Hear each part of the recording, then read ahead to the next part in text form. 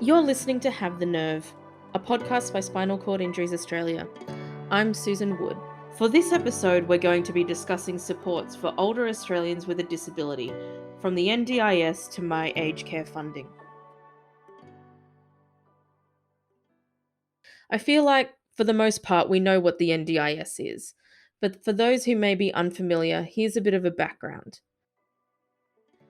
The National Disability Insurance Scheme, or the NDIS, was introduced into Parliament by the Gillard government in 2012. The NDIS was initially called Disability Australia, and the scheme was intended to help fund supports such as carers, tailored new wheelchairs, home modifications, and physiotherapy for people under the age of 65. It was a massive undertaking at the time. In 2013, the Australian federal budget initially committed $14.3 billion to the NDIS, with the express intention to continually fund it through the Medicare levy. So you can understand the excitement. This national scheme would bring about a fundamental change for so many people with disabilities. But ultimately, there are people who are left out. The NDIS entitles people who are under the age of 65 to support funding related to their disability. You'll hear from lived experiences such as Susan. I had a traumatic brain injury in 2005, which left me with left side hemiplegia. But was able to get onto the NDIS before she turned 65. And you'll hear about the changes that the NDIS has made for her and her life. You'll also hear from Di, who is the wife and primary carer to her husband Gary. Hi, my name's Di Brown, and I'm the primary carer for my husband who had a spinal cord injury in 2019 when we were overseas in the UK having a gap year. They rely on the government's aged care funding for financial support. And you'll also hear from Megan. Hi, I'm Megan Bingham. I'm a Policy and Advocacy Officer with SCIA's Sydney Advocacy team, and I focus specifically on systemic advocacy. Our policy and advocacy team are people who are passionate about individual and systemic advocacy for those with disability. We're going to discuss the opportunities that the NDIS has given Susan, the sacrifices that Di and Gary have had to make in order to afford modifications and to fund much needed support services, the ins and outs of aged care funding, and what you can do to help. Okay, now maybe we'll start with you, Susan. Do you mind just talking a little bit about the supports that you've had over the years? So I understand that your disability was around about 20 years ago, is that correct? Previous to the NDIS, got the government primary package, so I used that. And then wonderfully, the NDIS came along because it was costing me a lot of money just to pay for physio and stuff. Plus, I really didn't know where to go. You get out of hospital, and you're sort of like, if you live by yourself, you're left to search stuff out for yourself. But then the NDIS came along. And because I started searching stuff out for myself, I decided, well, hey, I'm not going to wait for them to contact me. So I contacted them with all my reports. So I had everything ready, one of the first people in my area to get on board with them. Susan is largely independent and lives at home by herself. She has support workers such as a cleaner. So as she found better, more adequate supports, she had discovered that there were services that could not only benefit her long term, but services she hadn't even heard about before the NDIS. I'd never heard of exercise physiology previous to NDIS. I was seeing physiotherapy, and I used to join a joint session at the local private hospital, pay for that for myself. And so what sort of improvements, if any, that you've seen in yourself since going to exercise physio? Confidence is a big one, and also because I wear a leg brace and I use a walking stick on my left side for my left side. With getting the stretches that I do with physiology, it's helped a lot to get me motoring. Up in hospital, I lost all the power that I'd sort of built up. By that I mean strength, built up over the years being in hospital, coming home, and I'm missing out on my sessions. I lost so much of my strength, so I'm having to start to rebuild that up again. Overall, would you say that being on the NDIS has been beneficial for you in regards to your disability? 100% improved my life, yeah. Yeah, could you just elaborate on how it's improved your life? Cost-wise, so cost-wise, it's improved. Plus, you get a friendship from the carers, which, you might not and I've also got friendship from the exercise people, which, you know, like what happened, I went to hospital, come out of hospital when all this happened, come home, and I was like maybe like 2 years before I came back to my district, and at my age, a lot of my friends had died or moved. So I lost all my, circle of people that I knew, so it was like starting again when you're disabled and not lost your confidence. What is the difference between the NDIS financial support and aged care financial support? Megan explains. So I think it's important to think about the foundation of the NDIS. So the NDIS is really founded under the United Nations Convention under the Rights of Persons with Disabilities. So because of that, the human rights framework underlying the NDIS really enforces that it's about empowering people with disability to ensure that they can live independent, dignified lives, ensuring that they have all their human rights respected, protected, and fulfilled. When we look at the aged care system, even though people with disability, the only difference is that they're over the age of 65, we see a major paradigm shift in the way the programs are treated. And so we see a lot of over 65-year-olds with disabilities making compromises constantly because simply the level of funding is capped. Under the NDIS, it is not capped. It is based on the reasonable and necessary supports that a person needs. Under the aged care system, everyone is put into brackets, income brackets, it's means tested. And so the whole philosophy is much more around meeting people's health needs rather than empowerment and rehabilitation. And so many people through the aged care system have to decide what can I go without rather than what do I need holistically to empower my life. I think it's so important for people to have all their support needs met, but also not just those immediate support needs met, the long-term goals and aspirations that they have. So they receive supports, they are aware of services, innovations, assistive technology that not only match their support needs, but also match their long term goals. And people shouldn't be forced into nursing homes and aged care residential facilities simply because they can't afford to. Facilitate home modifications. People should have their goals and needs met. If that's remaining at home, that should be supported. So I think it's really about independence, choice, and control, some of those buzzwords from the NDIS. But it really comes back to the philosophy of we care about people, we respect the dignity of people, and that requires not just a focus on immediate supports or health needs, but also matching supports and services to people's long term goals and aspirations. Well, my husband was injured in England, and so he was taken to a tertiary hospital in London and in intensive care there. Unfortunately, they didn't know how to treat spinal injury. So he got really sick as a consequence of their lack of knowledge and nearly died with infections and bowel obstructions and a whole range of things. Luckily, a pretty strong advocate because the insurance company is not very keen on flying people back from the UK because they say the equivalent, the health system's equivalent between here and there. But I put the onus on them that if he died, it would be their responsibility if they didn't send him back. And finally, he came back in an air ambulance and came to one of the specialty spinal units in New South Wales. And the care was just extraordinarily different. People complain about the health system here, but really, the care and the knowledge was just extraordinarily good. And he immediately, even in ICU, started to get rehab for his spinal injury. And that was 6 weeks after the event.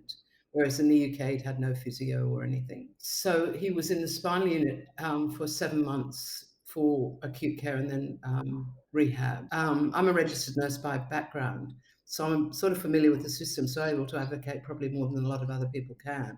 And tried to talk to other partners or wives of people who'd had spinal injury to see, because I just didn't understand. It's such a big change in your life, not only for the person, but for your whole family, and how people dealt with it. And kind of, I don't know, I just felt I needed something to understand it more. But what I found was talking to other women who've had their partners or husbands badly injured, people are so immersed in the tragedy of it all, they actually haven't got the mental capacity to provide support to anybody else. So it's a journey that you make on your own.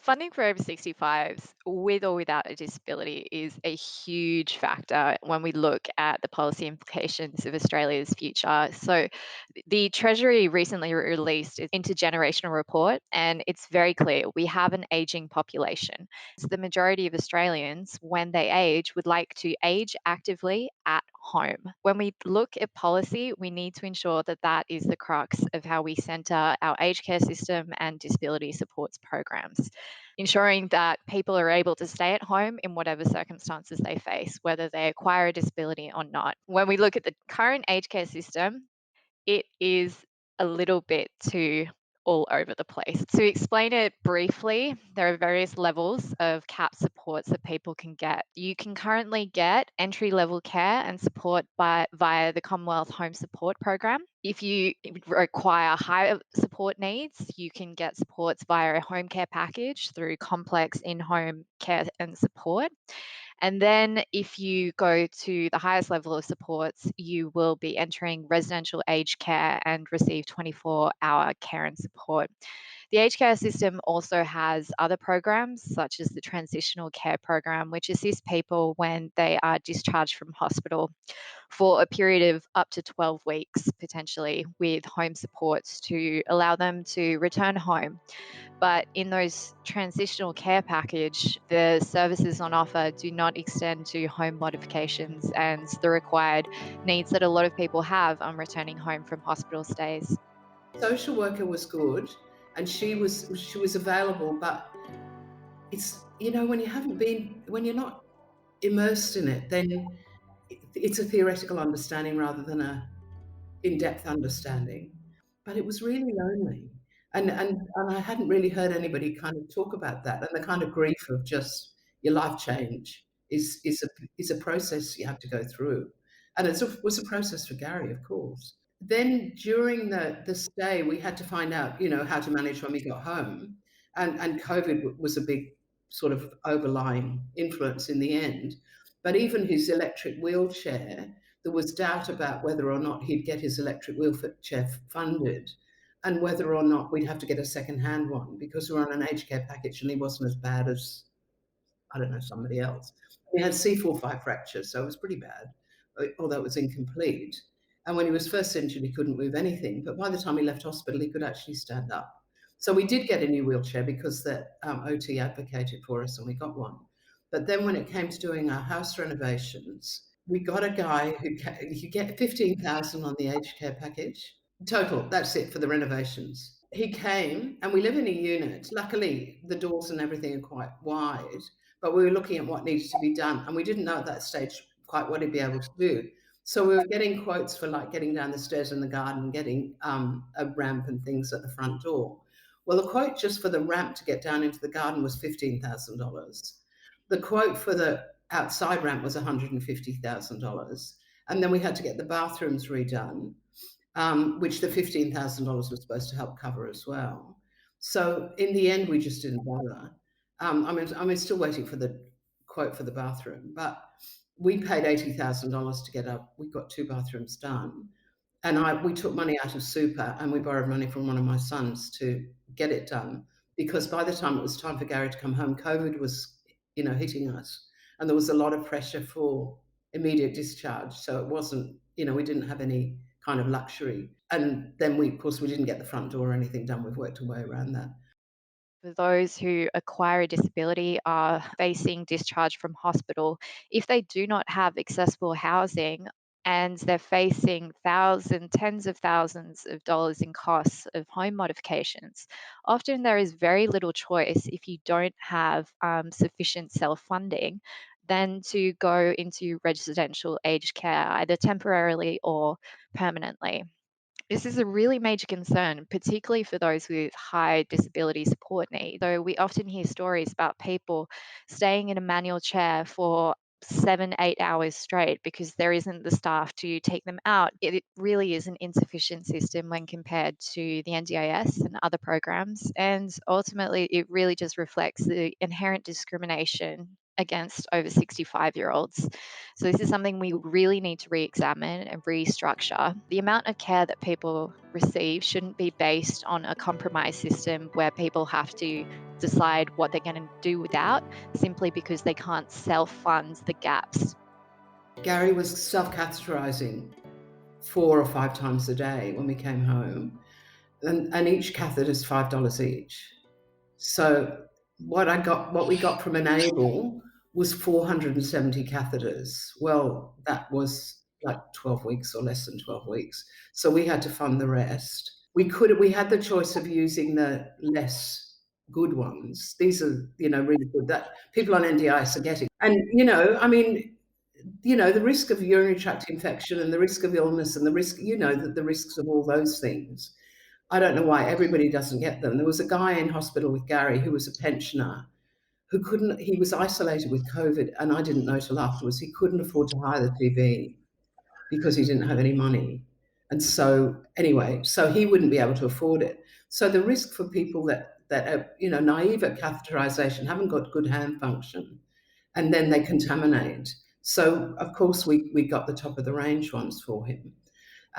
So there was that. Then the medications he was on were costing us $350 a month, and of course we don't get a health card. So because when we could qualify, I was still working, and so our joint income was too much to do it. And by the time we needed it, it was too late. Last year, our systemic advocacy team and our policy advocates, we really decided that we need to re-engage our cohort, the people we represent, people with spinal and neurological conditions, to really determine what are the top advocacy issues that they are facing in their lives. And I conducted a series of in-depth interviews during which I heard from Di and Susan. So it was great to hear their stories because they really illustrate a lot of the issues, the systemic issues that people are facing day to day. So from that engagement project, the top 3 issues that we identified as affecting people with spinal and neurological conditions across Australia are supports for over 65s with disability, universal access to assistive technology, particularly for those who are ineligible for the NDIS, and accessible housing, whether that's in the private or in the public market.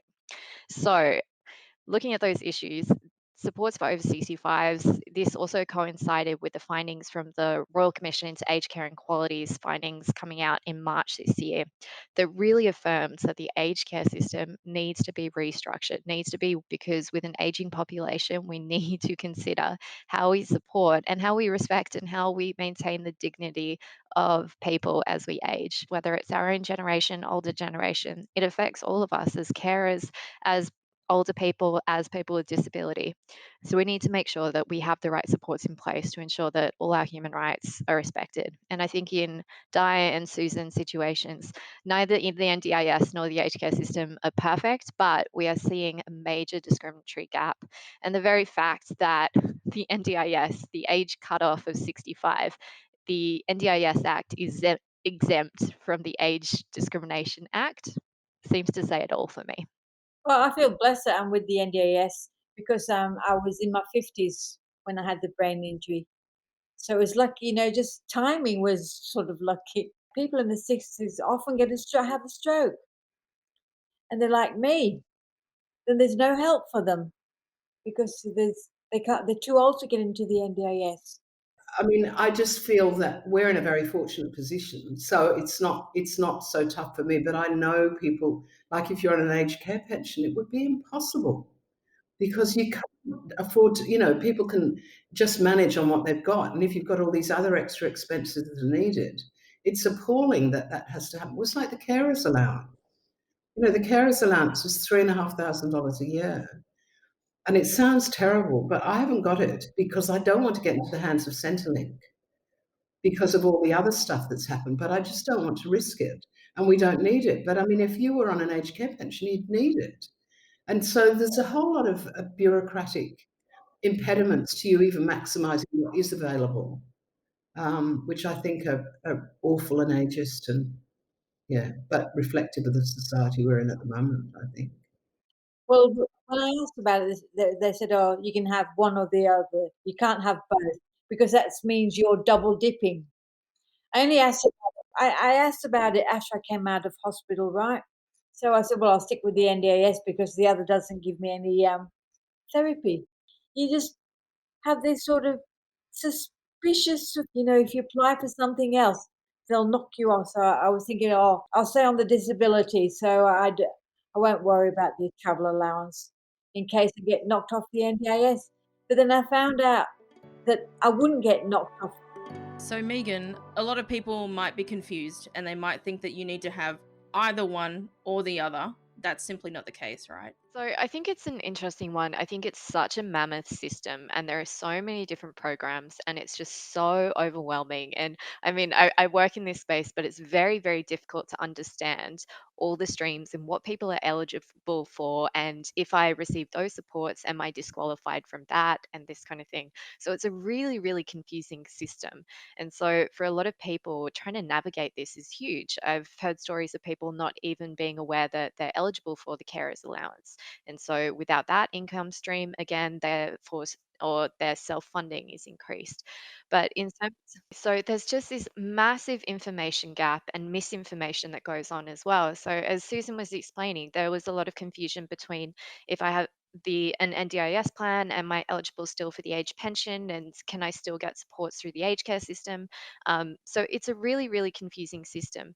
But in terms of the age pension, I think it's an interesting one because if you look at rental affordability as well, already for accessible housing, the number of properties listed are severely decreased.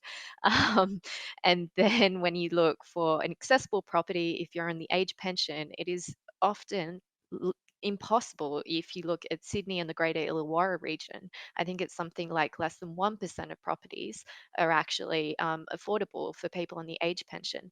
And then you sort of bring into it your eligibility for a home care package, that's sort of rendered irrelevant if you can't afford a property to stay in. The other aspect as well is if you're receiving the age pension, then maybe your supports via the Commonwealth Support at Home program or the home care package may be influenced because you are receiving an income. So it's all very, very confusing. And it's almost like you want to present the worst case scenario just to receive the highest cap in funding. But it is overwhelming, the information gap and misinformation going around. So I think it's a really important one. And the other element to remember is for a lot of older people who may not be computer literate, who may not have smartphones, who may not have access to the internet, or may not have support people around them to assist them in finding these services, there's just a massive information gap, and they may not realize what they're eligible for and be left without supports for extended periods of time. So that was another element I didn't even mention, that even if you get approved for a home care package, it's still going to be 15 to 18 months before you actually receive supports, which is woefully inadequate to people's needs. It's absolutely atrocious. So the aged care package lasted for 3 months, and they handed over to Spinal Outreach. When the transition time was coming, Spinal Outreach said, we need to decide, do we want to go on an aged care package, which would take 15 or 18 months to get, or what do we want to do? The physio from Spinal Outreach came as we were doing it, and he said he rang the local hospital who does rehab, and he said the physio there was very nice, and he said, oh yeah, you take Gary on, but he doesn't know anything about spinal injury.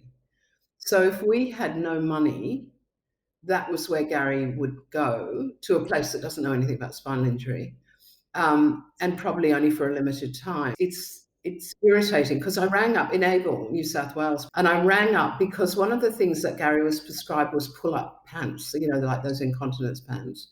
And I rang up and I said, look, he doesn't need those, so can we move that funding to pay for catheters? Oh, no, you can't do that. No, not allowed to do that. So then one day I got annoyed with the guy and I said, if I was on the NDIS, we'd get what we want. Well, he went for me. He said, my relative's on NDIS and he's not getting it, blah, blah, blah. And I thought, oh, anyway. So that's all we got, the 400 and something. Luckily for us, one of our friend's daughters works at Neuromoves, which is, the specialty spinal rehab. So we knew about Neuromoves, but we had never heard about Neuromoves when we were in the hospital. And that annoyed me because I think we should get options. Whether they like it or not, you need to be given the range of options, and it's up to you what you choose. When Di and Gary decided to trial the exercise programs at NeuroMoves, they took money from their superannuation to help finance it. And then Di returned to work in her 70s as a lecturer.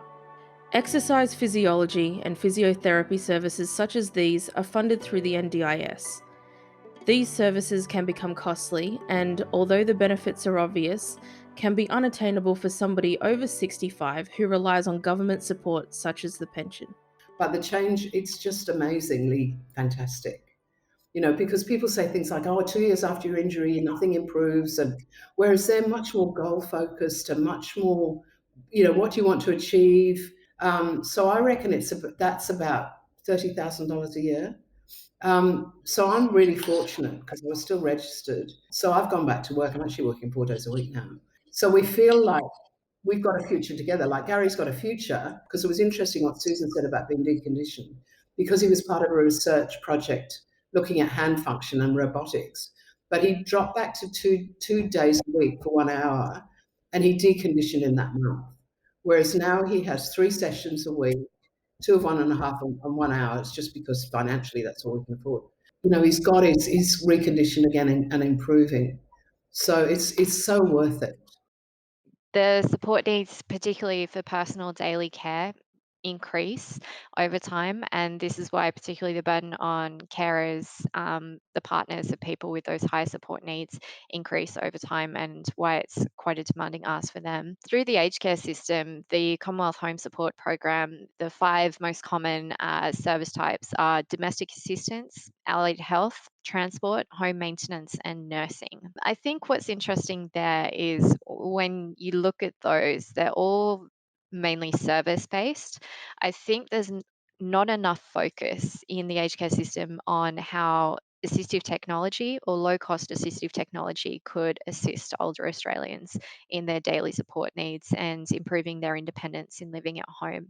There have been studies from last year on how increased investment in assistive technology through the CHSP program could radically improve the outcomes for people living at home, both in terms of decreasing the risk of burden on the healthcare system if they do push themselves to reach that higher shelf in the kitchen and then subsequently fall down. Those kind of I'm not a big fan on the focus on economic analyses, but I think it is important to look at alternative ways in redefunding these funding systems and also focusing on the role of assistive tech and home modifications for people with lower support needs, not just focusing on high cost assistive tech for people with higher support costs. The home care package program, again, the most prominent support services through HCPs between 2018 and 2019 were personal care, cleaning, and household tasks, social support, shopping services, community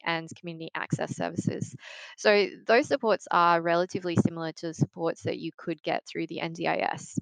However, I think it's important to note that the NDIS has changed the shape of disability services and the marketplace throughout Australia. The National Disability Strategy is being redrafted for the next 10 years this year, and in preparing research and reviews of that strategy, numerous comments have come out that have really reflected how, as one person said, the NDIS has sucked the air out of the room. The carer pool for people who are not on the NDIS, those who are receiving care via the aged care system, is a lot smaller. Yeah, I think it's just a reflection of ageism in society, isn't it? That, when you're 65, you're wiped off, and in the old days, people used to die. Whereas now, really people are active and doing all sorts of things. So I'm a real fan of the NDIS, and I think it's a shame that it doesn't cover aged care. I wrote Linda Reynolds, because there was hearing all the time, oh, NDIS is not sustainable. I said, what about all the jobs we provide? Like, I'm a job generator. I must have given with my needs. I must have employed at least 100 people a year. So we're a broad-based job generation. Add to that all the bloody old age pensioners. We keep Australia moving, basically in jobs. Like all these people that go to uni. learn to be a physio. Who employs them? We do. Yeah, I don't think they care, to be honest. I think all they care about is keeping people quiet. I'd like to see the NDIS embedded, and I mean, it's not blowing out. If you look at what they said the budget was going to be for the NDIS, it's actually getting towards what they anticipated it would be. But it's all this rhetoric about how it's blowing out. And I think we've got a moral and ethical responsibility to maximise the function of all our citizens. I think that one of the things I noticed in the UK, which we're not good at here, is that the presence of people with disability on TV, that it normalizes the presence of disability. Like, people live good lives. Just because they're in a wheelchair doesn't mean that they're half-witted. It's kind of like, allow people to function to the best of their ability. And I think that, I mean, I won't get going on the government because we could run out of time, but I think that if we if we could embed NDIS in the same way as Medicare's embedded, properly funded, then we've got a good future. I want to kind of speak about why younger people should care about this as an issue. Why should they care about it at all? I mean, I didn't think I was gonna ever really have a brain injury, and Guy's husband wouldn't have thought he was going to have a spinal cord. You just don't. That's not in your thing to think about for the future. So they should put some scenarios out there that you can think, oh wow, that might. I would never thought that might happen to me. Yeah, I think it's really difficult because there's a big resentment against baby boomers because we're seen to be, well, we're the lucky generation. We've been through a lot of, a good life. So it is hard when people are struggling to pay rent and to save for houses and all that sort of stuff. Why should they care? So I think it's more about equity than framing it for old people, because I think people are over old people generally in society. Um, so I think if it's more about that than, yeah, because otherwise they just think, oh God, give me a break, binging old people. Yeah, I definitely have many thoughts on this. And to go back to that question of what can the government do, I think it really goes back to that question of equity. Like, we need to think about this in a long-term way. And the NDIS is not a perfect system, and there are lots of improvements to be made, but the underlying philosophy should be integrated across the board in all our social service programs, that it's about empowering people to live dignified, normal lives where they don't face barriers. Um, I think as a young person, it's interesting because I've been thinking about it more and more. As for my parents, at least, one of my parents has a chronic health condition, and while their functioning currently is okay, they don't require supports. They're approaching 65, and in my mind, I think, gosh, wow, like if their functioning does decrease, which is probably likely in the next 5 years, they're going to be in the aged care system, and that equity is just going to be lost. There is no opportunity potentially, and that paradigm shift needs to happen, that my parent is still a person with goals and aspirations, and just because they've turned 65 does not make a difference in what they can achieve in their life. As a young person as well, Australia has an aging population. We need to recognize that um, we're all going to be part of this. We need to think about our sustainable futures and think about not only our parents' futures, but our futures as well, because disability will affect all of us in one way or another, whether we acquire a disability, whether we have a congenital disability, whether we know someone with disability. I think, as everyone has said, we need to normalize disability and normalize this understanding that everyone is entitled to a dignified life and everyone should be supported and fulfilled to live those kind of lives. So it's all part and parcel. And then also, if you take it through just a financial lens, which the government quite often likes to do in cost cutting and financial sustainability and these headlines, the aged care sector and support services, these sectors are huge, and they provide massive employment opportunities for young people, as Susan mentioned earlier. So from all perspectives, I think it's not just about investing in older people or younger people, it's investing in our equitable, sustainable futures and investing in a society in which we all can have the opportunity to live dignified lives. With that in mind, what can you do to try and make some change, Megan? So there are lots of opportunities, and our team is definitely exploring more avenues to how we hold government accountable. But at this stage, one of the most exciting developments at the moment is SCIA is part of the Assistive Technology for All campaign, which is a coalition of organisations throughout Australia that are essentially advocating for the establishment of a national assistive technology program. So for all people, whether they're eligible for the NDIS or not, for all those cohorts that aren't eligible, which substantially affects people aged over 65, they would be able to access and fund without sort of making compromises in other aspects of their life. Assistive technology, home modifications, live assistive technology like assistant animals that will fundamentally improve their independence and ability to achieve their life goals.